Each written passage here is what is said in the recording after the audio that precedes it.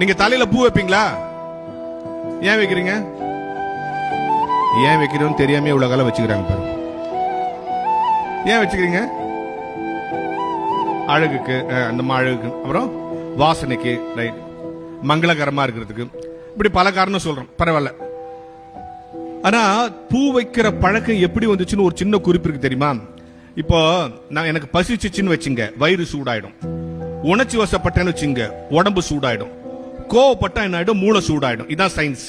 பசிச்சா வயிறு சூடாயிடும், உணர்ச்சி வசப்பட்டா உடம்பு சூடாயிடும், கோவப்பட்டா மூளை சூடாயிடும்.